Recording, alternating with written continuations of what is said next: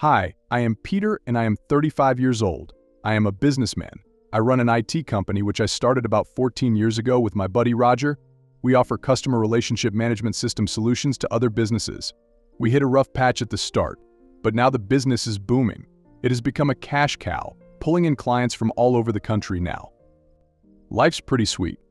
I have a cash cow business, a reliable business partner, and I just cut ties with my cunning ex-fiancée Kelly. She was a crafty one. Well, let's just say she wasn't who she claimed to be. She was shallow, selfish, and downright evil. Dodged a bullet there. I was planning to marry her, but I got to know her ugly truth, all thanks to her 14-year-old daughter, Hannah. Bless that kid. I could have never imagined Kelly would turn out to be such an evil person. When I first met her, she seemed like she was going through a tough time. I still remember the first time I saw her. I went to a restaurant and there she was. She was sitting all alone, sipping wine. I could tell by her face that she was going through something rough. She was wearing a red dress and she had her black overcoat in her lap. She looked beautiful. I decided to go up to her and try to get her number. I went to her table and she was already a little tipsy on the wine. "Hey, I am sorry to bother you, but I just wanted to tell you that you look amazing. The dress, your hair, and everything is just perfect. I saw you and I couldn't help but come up to you to tell you how beautiful you look." "Oh, how sweet. Thank you. You just made my day. I am Peter, by the way." "Hey, Peter, I am Kelly." "Kelly, that's a pretty name." "Thanks. So, Kelly, can I ask you something?" "Yes, sure. Go ahead." "Well, if I may, how come a beautiful lady like you is sitting all alone in this restaurant, sipping wine all by herself?" I am just going through a tough time. That's it." "Oh, well, you know what my therapist says? Sharing is always good. It makes you feel light, even if it is to a stranger." "I don't know. I don't want to ruin the rest of the evening for you with my sad, sobbing story." "Well, I'd love to hear all about it. Spending the rest of the evening with a beautiful lady like you, trying to make you feel better would be perfect." "Are you sure?" 100%. "Well then, please sit with me. I could use a company. It sucks to come to a place like this to drink wine all by yourself." "I agree. So what's the deal?" "You're going through a breakup? Is business going down? A fight with your mother? What is it?"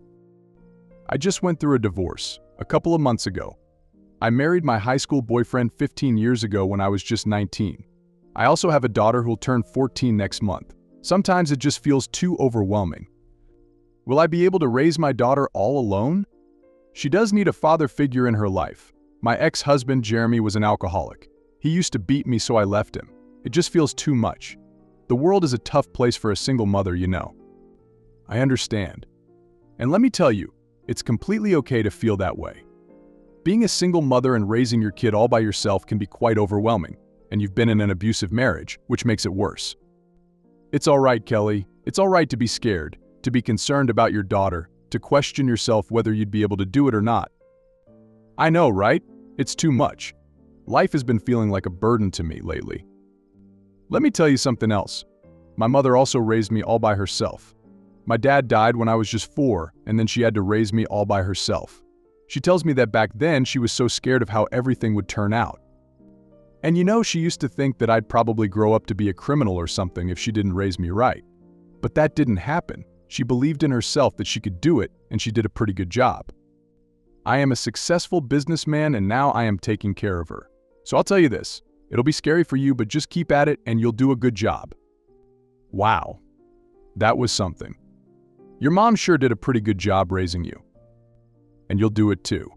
Just be there for your daughter, and I am sure she'll turn out to become a great woman just like you. Thank you, Peter. I do feel better now. I don't have a lot of friends and I always come here alone. It's good to be around someone so mature and sensible, for a change. Well, the pleasure is all mine, beautiful. Also, let me pay for the wine and food. Oh no, that's too much. Please, I'll pay. Kelly, you're doing so good raising your kid all alone. I just want to make you feel special. It'll make me happy. Please. Well, all right then, I guess. Shall we order some food now? Yes, please. What do you want to have? Well, why don't you order for me? Surprise me. You seem like someone who has a good taste. Well, all right, no pressure. I ordered food for the both of us and we talked to each other quite a lot. She told me everything about her and I told her about my mom, my business, and even about Roger. I guess we just clicked. And let me tell you, Kelly loved talking. She was a chatterbox.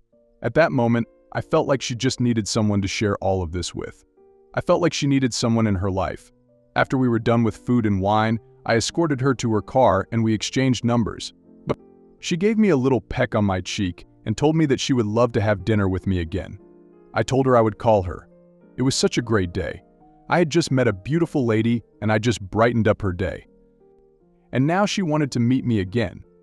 You know, things like this make a man feel like he is the king of the world. My self-confidence was off the roof. It was such a great feeling. I went back home that day and texted her about how lovely it was to meet her. She said she felt the same about me and would love to meet me again. I didn't want to sound desperate and creepy, so I told her that I'd be busy the entire week, even though I wasn't, and that I'd love to meet her again on the weekend. She agreed. I told her that I knew about this amazing Italian restaurant and that she should also bring her daughter with her. She asked me if I was sure, and I said yes. She told me to send the pin and she'd be there at 8 with her daughter. The entire week, all I thought about was Kelly, about how I'll meet her and how I'll act in front of her. I also told my secretary to buy a nice gift for a 13-year-old kid. She bought a DIY kit for making models of robots, airplanes, and even jewelry. It was a nice gift. Kelly and I used to text each other, but I was very particular about not sounding like a creep. She was in an abusive relationship and I didn't want her to feel uncomfortable with me in any way. I pretended like it wasn't a big deal and I was all cool about it. On the weekend, I drove to that Italian restaurant where I was supposed to meet Kelly and her daughter. I got there 10 to 20 minutes earlier and I sat at one of the tables. After a while, Kelly entered the restaurant with her daughter. She was wearing a white top, blue trousers, and a dark blue blazer. She was looking like a young entrepreneur who was about to deliver the best motivational speech ever. They came up to me and I hugged Kelly. Kelly told me about her daughter, Hannah, and how she's very shy in front of strangers. I sat on my knees to talk to her and I introduced myself to her with a smile on my face. I told her my name, and as soon as I put my hand forward to shake her hand, she flinched. She flinched as if I was going to hit her. Back then, I thought maybe she must have seen her dad beat her mom and that she was just scared of strangers. I tried to make her comfortable, but Kelly's standoffish daughter was always on her guard. We all sat at the table and we ordered food. Kelly and I ordered some wine as well, and Kelly ordered a mojito for Hannah. I took out the DIY kit I had brought for Hannah and I gave it to her. I thought it would make her feel more comfortable around me, but that didn't happen. Hannah just took the kit with her head down and said, "Thank you, Mr. Peter." She didn't even smile. I could tell by looking at her that she had gone through a lot. I tried my best to start and maintain conversation with her, but she was always so formal all the time. "Hey Hannah, I brought you something. You see this? This is a DIY kit. You can use it to make robots, cars, airplanes, and even jewelry. It's like Lego but for really smart kids like you." "Thank you, Mr. Peter. Do you like robots or airplanes? Or perhaps jewelry?" "Yes." "All right, that's good. I was worried that you might not like the gift I got you." "I like it. Thank you. You know, your mother and I are really good friends. She has told me everything about you, about how you always get straight A's on all your tests, and how you used to have an imaginary pet dog named Benji when you were a kid. I also had an imaginary pet mouse back when I was a kid. Do you want to know what I used to call it?" "What?" "Mouse. I named my imaginary pet mouse Mouse. I wasn't a very bright kid like you, Hannah." "Okay. Your mom also told me that you'll be turning 14 next month." "Yes, I am going to be 14 next month." "Wow. You'll be a big girl then. Are you going to have a big birthday party?" "I don't know. Maybe." "Will you invite me to your party?" "Yes, sure." "Thank you. And what do you want for your 14th birthday?" "I am not great at giving presents. If you can tell me what you want, I'll get it for you." "Anything is fine. I don't want anything in particular." "Well, all right then, I'll brainstorm with your mom about what to get you for your 14th birthday." "All right." I tried my best to make Hannah feel comfortable, but she wasn't ready to put her guards down. And I don't blame her. I knew that kid was going through a rough time. I'd probably have done the same thing if I was in her place. She was just 13. Why would she trust a stranger? We had dinner, which was delicious, as Kelly told me. Kelly and I talked a lot, but we couldn't talk freely because of Hannah being there. Kelly couldn't talk about how she was scared of being a single mother because she didn't want Hannah to think that Kelly was weak. It's part of the job. As a parent, you can never make your kids feel that you're weak, at least when they're young.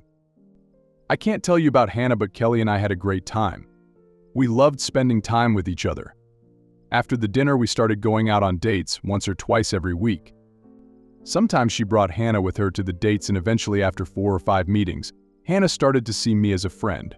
She was slowly putting her guards away and started to feel comfortable with me, but there was still a long way to go to make her feel safe and comfortable around me. On Hannah's 14th birthday, Kelly invited me to her place. She was planning to have a surprise party for Hannah. She had invited some neighbors, some kids from Hannah's school, and me.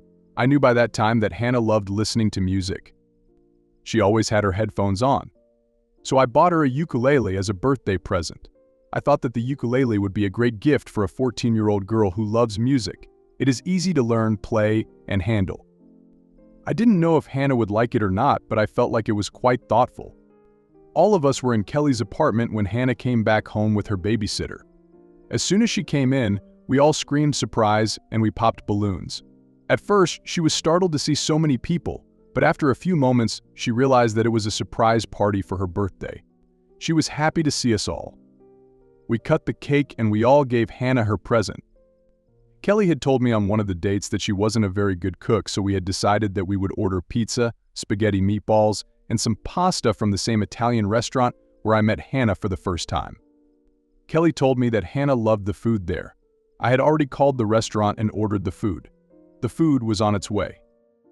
Kelly was playing with other kids in her room, and all of the adults were sitting in the living room talking to each other. After a while, Hannah came running out of the room with the ukulele in her hand. She went to her babysitter and told her that I had got her a ukulele and she loved it. She came running to me as if she was going to hug me, but as soon as she came up to me, she stopped. She was still a little standoffish and I could see it in her face. So I just put my hand out to shake her hand. She smiled and shook my hand and told me that she loved the present I had got her. I told her that I was glad that she liked it and that she'd have to teach me how to play it once she mastered it. She agreed. And then she went running right back to her room. I was happy to see that Hannah liked the present, but I also noticed something peculiar. I saw Hannah running to her babysitter, but she didn't go to her mother, even though she was right there. Why would a 14-year-old girl go hug her babysitter instead of her mother when she is extremely happy? But I didn't take it too seriously. Maybe Hannah was so excited that she didn't see Kelly was also there. And we all went back to doing what we were doing. After about 20 to 25 minutes, I hear a knock on the door. I thought it was the food delivery guy, so I told Kelly that I'll see to it. I opened the door and I saw a man standing right in front of me. He looked at me up and down and asked me who I was. I told him he was the one standing at that side of the door and asked him who he was. He told me that he was Jeremy, Hannah's father, and he wanted to see his daughter on her birthday. I was shocked to hear this. I told him to wait and I called Kelly. Kelly came to the door and she saw Jeremy. Her face went pale. She told me to go inside and that she would handle this. She and Jeremy went outside and they shut the door. After a while, all of us adults in the living room could hear them yell at each other.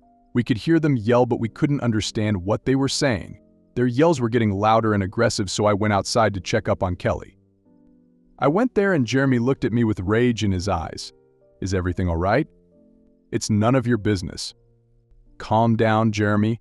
I don't want any trouble. I don't want any trouble either, man. I just want to meet my daughter. It's my daughter and it's her birthday. Can a man meet his daughter on her birthday? You know you can't meet her. The court doesn't allow you. I am going to call the cops on you if you don't leave right now. I don't care. Call the cops, call the mayor if you want to. I want to meet my daughter and I am going to meet her. And nobody is going to stop me. Hey, calm down. I don't want to fight you, whoever you are. So get out of my way. I don't want to hurt you. Hey, listen to me. Just listen to me. What? Look at yourself, Jeremy. You're boiling in rage. I can see the anger in your eyes. And I know that you'll hurt me if you have to, but think about your daughter. It's her birthday today. She is inside, playing with her friends in her room, and she is happy. Don't do this to her, man. You don't want your daughter to see her dad fight people on her birthday. Calm down. Just breathe. You're right. I can't do this to my daughter on her birthday.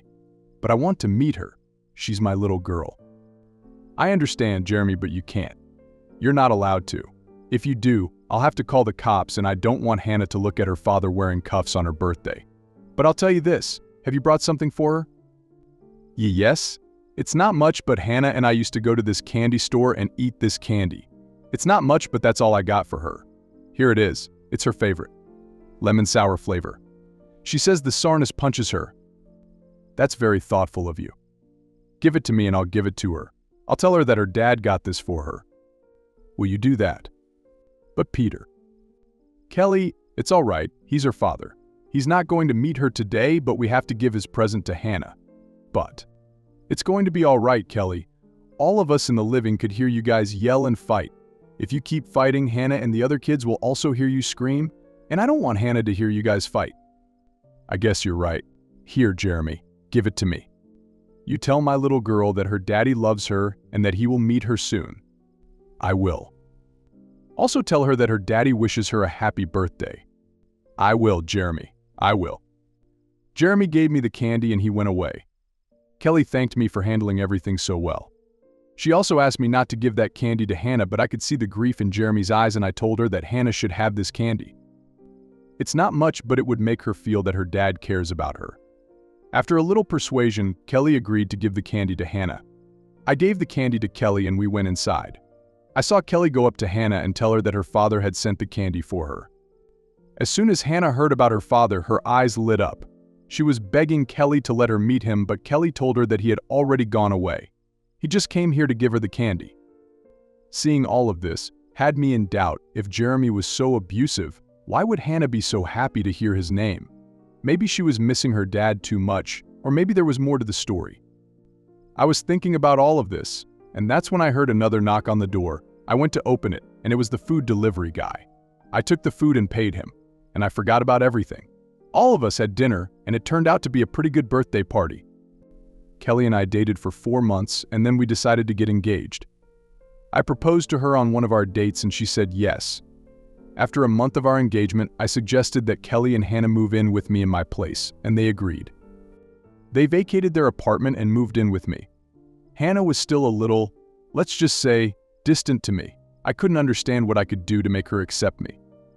But the next day, something happened that explained to me everything about why Hannah was always so reserved and couldn't accept me. The day after they moved in, Kelly had gone out with some of her friends to celebrate her engagement. And Hannah had gone to school. It was just me in the house. I decided not to go to work because I wanted to cook something special for Kelly and Hannah since it was their first day at my place. That's the kind of liberty and autonomy you get when you own a business.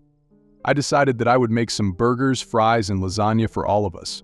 I was in my room looking at recipe videos of how to make lasagna when Hannah came back from school. She walked into my room and I asked her how her day went. She told me it was fine. She also told me she wanted to talk to me about something. And then she said, "You cannot marry my mom." I was shocked to hear her say this. I asked her what she meant by it. She took off her jacket and I could see bruises and scars on her shoulders and arms, and some of them looked very fresh, almost as if she had gotten them a few days back. I asked her what had happened, and then she told me something that shook my world. She made some revelations about Kelly that made me sick. What is this, Hannah?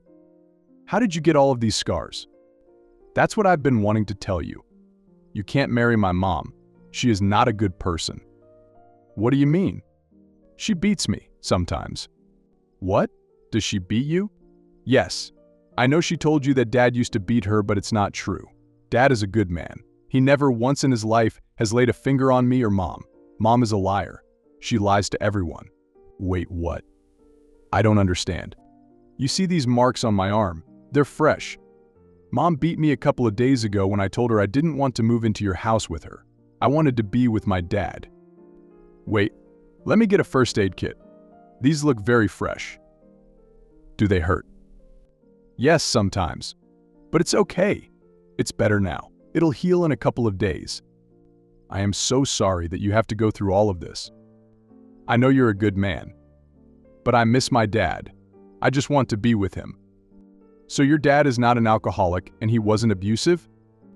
No, he doesn't drink. And he never hit Mom. Mom had a boyfriend a few years back. Mom wanted to run away with him, but that man left her. He took all of Mom's and Dad's money and left. Dad got to know about this and he wanted a divorce. But Mom told everyone that Dad used to beat her and the court ruled in her favor. She doesn't love me, she just keeps me because she gets money from Dad to take care of me. I don't want you to fall for the same thing. Listen, sweetheart. I know this is a lot to take in and I am so proud of you that you've been so strong. And I am not saying that I don't trust you, but can you tell me where your dad lives? I need to go talk to him. We'll have to figure it out together. I don't know where he lives. Mom always calls him to the apartment to meet me, but I do have his phone number. I call him sometimes when Mom's not around. Here it is. Great. I'll go talk to him and figure things out. In the meantime, can you do me a favor? Sure. Mom, don't let your mother know that you've told me about everything. Just act like everything is good until I figure out what to do. Okay. I called Jeremy and told him that I wanted to meet him. He agreed. He sent me a pin to his address and I called the babysitter to take care of Hannah while I was gone. I couldn't leave her alone, especially not with Kelly. I had to find out if Hannah was telling the truth. I got in my car and drove to Jeremy's place. I knocked on the door and he opened it. He invited me in and we sat on his couch. I told him everything that Hannah had told me and he told me the same. He told me that Kelly was not a good woman and she used to beat Hannah. The court ruled in her favor and as a result, she got the custody of their daughter. We discussed everything for hours, but Jeremy didn't have anything dirty on her that could prove that Kelly was the one at fault. I told him I would take care of everything. I shook his hand and I went out of his house. I got into my car and I called Roger, my business partner, and told him that I needed a private detective to see what was the truth. I couldn't just blindly trust a 14-year-old kid and a supposedly abusive ex-husband over Kelly, whom I loved. Roger helped me find a good private detective and we hired him. About 2 weeks later, the private detective did find some dirt on Kelly. Hannah and Jeremy were telling the truth. The private detective told me that he went to the neighborhood where they lived when they were together and everybody told him that Kelly was not a good woman. The neighbors told him that they could hear Kelly yelling at Hannah and sometimes they would also hear Hannah screaming in pain as if someone was hitting her. He also went to Hannah's school and the teachers also told him that Hannah used to come to school with bruises on her shoulder even after Kelly and Jeremy had got divorced. And even after the bruises, Kelly never took Hannah to a doctor. All of this was enough to convince me that Hannah and Jeremy were telling me the truth. Roger, the private detective, and I went to Jeremy's place and told him about everything. I also brought along a team of lawyers to advise us on what to do. They told Jeremy to file for Hannah's custody again, and this time, they would try to bring the neighbors and the teachers to testify against Kelly. The lawyers had devised a clever plan to win the case this time. Jeremy agreed to file for Hannah's custody. The next day, I told Kelly that our engagement was off, and that I knew everything and that she'd be in a lot of trouble now. I also told her that I was going to use all my resources to make sure Hannah and Jeremy got their long-awaited justice. As soon as I said this, her face went pale. She knew that she was in for a lot of trouble this time. She tried to manipulate me by telling me that Hannah was lying and that she always loved her father more than her. But it didn't work. I told her she would get what she deserved and that she was a bad mother. She cried, but this time I could tell that it was all an act. We took her to the court, and as our lawyers predicted, Jeremy won this time. He and Hannah were both happy about it. She was sentenced to imprisonment for conning her ex-husband and abusing her minor daughter. Child Protective Service also intervened to make sure that Hannah was safe to stay with Jeremy.